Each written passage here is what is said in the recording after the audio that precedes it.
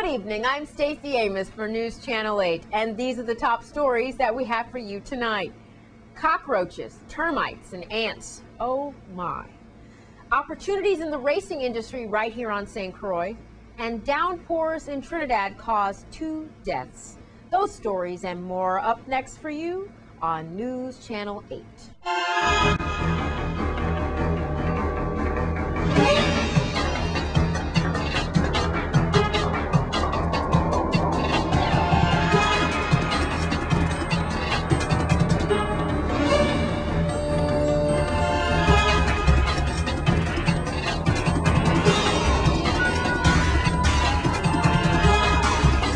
In our top story tonight, can you imagine roaches living in your refrigerator and termites biting you all night? That's what News Channel 8's Wes Small found in the LBJ housing community. Thank you. We are here in LBJ housing community. I've been here a couple of times, just like other places. Here with Miss Eleanor Hodge. And sweetheart, you're not happy these days. I got to tell you, wonderful place you have here with the conch shells and everything. Your place is immaculate. So why a place so beautiful with all your family pictures and little knickknacks and all around? Why, a beautiful lady like you, why you been crying so much? Because I'm angry and I'm hot. Because I'm living and I'm not happy in this apartment. I give thanks for this apartment, but I'm not happy and I don't get no results from Miss Devon James. That's the lady who? That is the landlord. Oh. And that is the reason why I call you, Mr. West, to help me out in this situation because I can't do it alone. All right, honey, let's start one by one. First, what's your primary concern here? My primary concern is the bedroom that I'm staying in. I've been sick from the termites that come in on the window, on my bed, on my chest, in my face. Don't sleep at night because of those termites in the bedroom. No louvers, no screen, no apparatus. The window could just open by hand. And it's moldy, and I'm trying to get some help so I could get out of here. And the thing is, okay, people would say, well, just close the louvers. But then what? It's hot. It's hot, and anybody can open some of these louvers from outside, put their hand inside, and throw things, shoot me, do what they want with me while I'm sleeping. Well, honey, why would anybody want to shoot you? I would say that because you don't know. Okay. All right, what else is your concern besides the termites coming in? The whole house is infected with roach. I have a couple of mice. I try to maintain, I buy sprays to try to get rid of the roach. They're in my bed, in my closet, in my fridge. Yeah, my stove. Roaches in the fridge, right? Yes, and in my stove. Every time I put on some food, I cannot eat it again. It have to go to waste. I got it. They even pop up on your plate, don't they? While yes. you're eating. Yes, sir. I tell you, roaches in the refrigerator even. On my bed, I buy a couple of sprays like every week, 3-4 cans. Still don't help me. Miss Devon James came here to this apartment, said that she gonna send people to fix the apartment, what needed to fix. That is going for 3.5 years, never did nothing. They trying to find another place to live? Well, I'm not looking for no place to live right now because I don't know where to go and I don't know where to find a place but here. I had some staff from Senator Positive office came here. They look at the situation inside, outside. I guess they go along with Miss Devon James. They never give me no good result, but just I must go to legal service and they will solve the problem. Don't cry. I'll cry because I'm hot. I'm feeling it. I wonder if you are too. I'm Wes Small for News Channel 8. Very sad news. We can only hope for the best for her. In other news, some in the horse racing industry strongly believe there is money to be made. News Channel 8's Wes Small finds out more. Here are the details. Thank you, Stacey. We're at Doc James Racetrack with Shabu Ritter, who is president of TOBA, V.I. Virgin Islands Thoroughbred Owners and Breeders Association. It's easy to just say VI TOBA. Yeah. Now we need some help here. Of course, Ovenza is gone. We're going to talk about some measures that the government could help, public can help. Find out what's going on with racing fans, be it off-track betting, Racino, or what have you. Please, Mr. Ritter, keep us updated on what's going on right now. Well, it's great to report that Racino is moving. Horseman is getting the revenue that intended by Racino. However, if you look at the whole entire picture, now that Joventa has closed, lost some 3,000 jobs. The government of the Virgin Islands have never explore how to create jobs from a racing industry. How do you create a racing industry to create jobs? The government of the Virgin Islands have never explored that. Horsemen in the Virgin Islands have never had formal or non-formal education.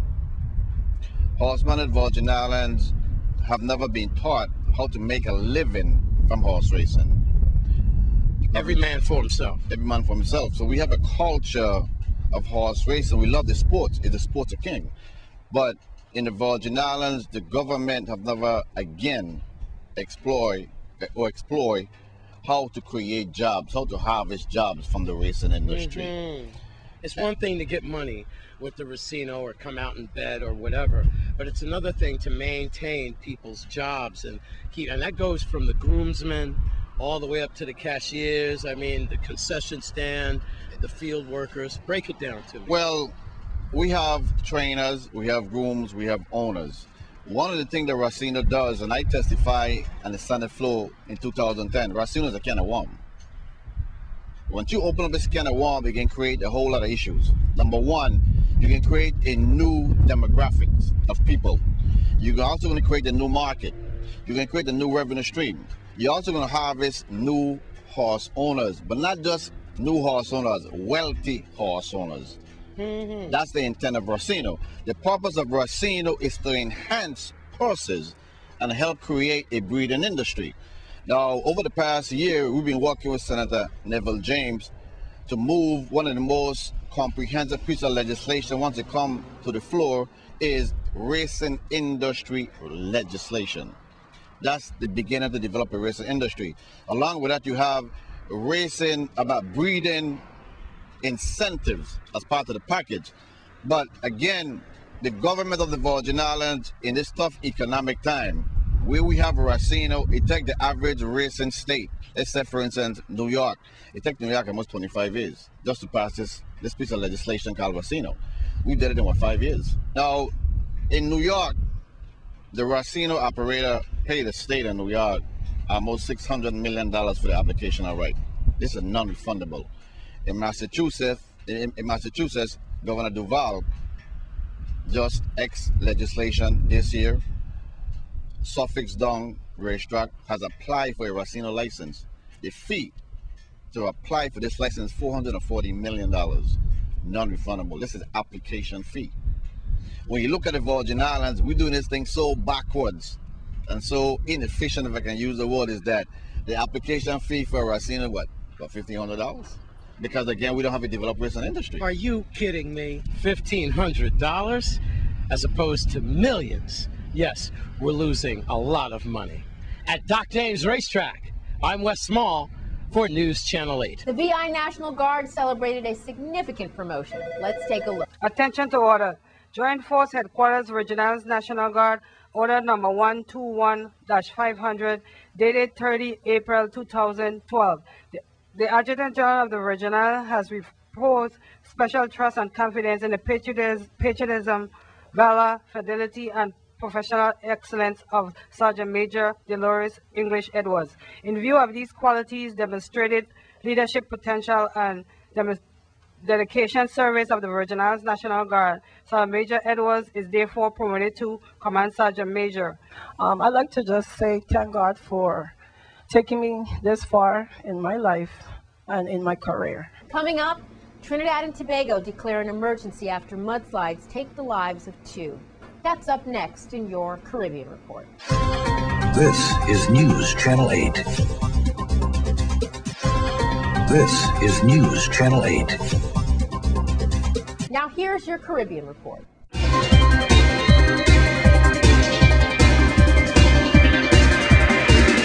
From Trinidad, Prime Minister Kamla Broussard-Bissessar declared West Trinidad a disaster zone as heavy rains occasioned by the passage of a tropical depression killed 2 people and caused widespread damage across the country. From Trinidad, Prime Minister Kamla Broussard-Bissessar has declared today, Monday, a public holiday as the country celebrates the performance of gold medalist Kishore Walcott at the London Olympics. It was the first ever medal for Trinidad in a field event and their first gold medal since 1976 in Montreal. From St. Kitts and Nevis, farmers in the country are being encouraged from the Agricultural Department to see imports from other OECS countries as trading in a single economic space and not as competition from foreign countries. Additionally, in the interest of food security, the department has identified the moringa tree as a new source of food. While it may be seen as just any regular tree, the department is applauding its nutritional value. From Puerto Rico, Jaime José Espinal, a Dominican-born Puerto Rican wrestler, has won the silver medal in the men's 84-kilogram freestyle wrestling competition. Espinal delivered just the 2nd silver medal in Puerto Rico's Olympic history and the 1st medal of any kind by a Puerto Rican wrestler. From Montserrat, Premier Reuben Meade has called for the leaders of the OECS to have a genuine love for the sub-regional grouping and what it stands for. From Jamaica, Usain Bolt anchored Jamaica's 4x100-meter relay team with Nesta Carter, Michael Frater, and Johan Blake to a world record on Saturday, ending his 2nd Olympics in a row with gold medals in all 3 men's sprint events. From Guyana, the government has condemned in the strongest possible language the burning down of 1 Mile Primary School in the troubled Linden area over the weekend, saying that more than 800 students will be affected. From the Dominican Republic, with 3 days to go before handing over power, President Leonel Fernandez toured the northwestern border provinces of Dajabon and Montecristi to open a training school for the Specialized Frontier Security Corps. From Antigua, regional carrier Liat could name one of its aircrafts after Grenadian Kirani James, the OECS's first gold medalist at the Olympic Games, if Antigua and Barbuda Prime Minister Baldwin Spencer has his way. From Antigua, 4 people managed to escape with their lives when a boat they were traveling on caught fire late on Friday afternoon in the waters near Bird Island.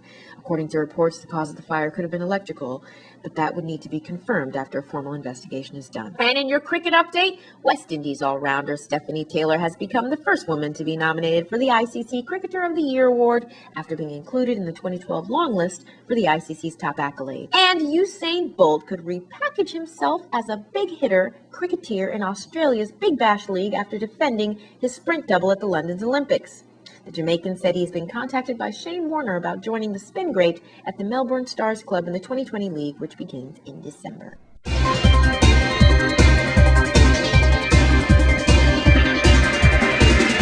Please be sure to check our Facebook page for all full stories and details in the Caribbean Report. Now, this Friday will be a celebration of Marcus Garvey and Reverend Dr. Edward Wilmot Blyden in Frederiksted. Here's more on Garvey and Blyden Day. Thank you very much, Stacy. We have a win-win situation here. I'm here with Dr. Chen, and she represents UNIA. Yes, this time, yes. We're talking about the life and achievements of some of our black heroes like Edward Wilmot Blyden and, of course, Garveyism. The cause continues, Marcus Garvey, and this is Garvey's Earth Day, Blyden's Earth Day, and it's this weekend coming. Wonderful, so we could educate everyone here. Thank you, Dr. Chen. Welcome as always. Well, thank you very, very much, Wes. And I do have with us our Executive Director of Parent Aunt Institute, Neb Kata, who serves with me, as well as we have a very powerful council that's part of the Universal Negro Improvement Association, African Communities League, Division number 307, Queen Mary Hubert Harrison, that's part of the United Virgin Islands. So we have representatives that are in Anegada, Virgin Gorda, Tortola, St. Thomas, St. John, and St. Croix that are part of this particular division here in the Caribbean.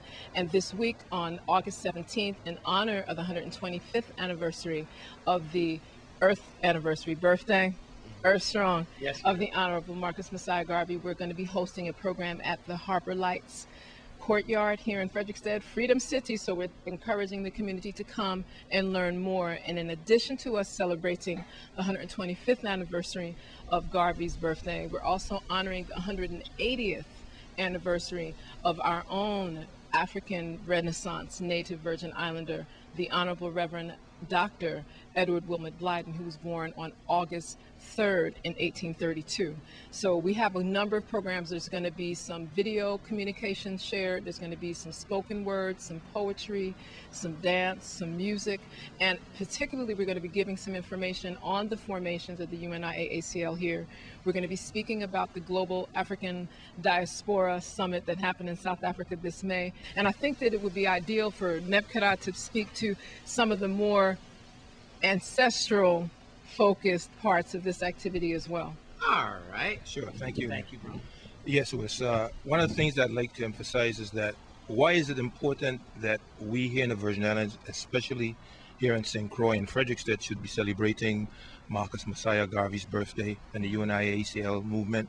Well, a lot of people are not aware that Hubert Harrison, right from Frederiksted, Campo Rico, Frederiksted, close to Wim, was born right here in Frederiksted, was very instrumental in mentoring Honorable Marcus Messiah Garvey when he came to Harlem, and helped him to get his speech patterns and things in order, helped him, introduce him to the various organizations, the various, VIPs there of black people who are residing there in Harlem.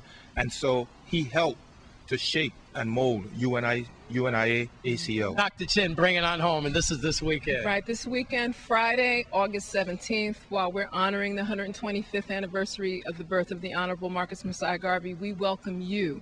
UNIA-ACL Division number 307, Queen Mary Hubert Harrison of the United Virgin Islands invites you, open arms, to come and share. Right here in Frederiksted, Freedom City, Frederiksted, more correctly. Yes. Here on St. Croix, 7 p.m. at Harbor Lights Courtyard, right across the road from the bust of General Barreau, right across from the park. You'll hear the music. I'm Wes Small for News Channel 8. Coming up, it's the MBBA Championship Finals in your Sports 411. This newscast has been sponsored by Mario's Virgin Crystal. Let us save you the hassle of lugging those jugs around. Purified bottled water conveniently delivered to your home or office. Also available in your favorite grocery store. Call 773-2810. This is News Channel 8. This is News Channel 8. Now here's Stephen Koo Francis with your Sports 411.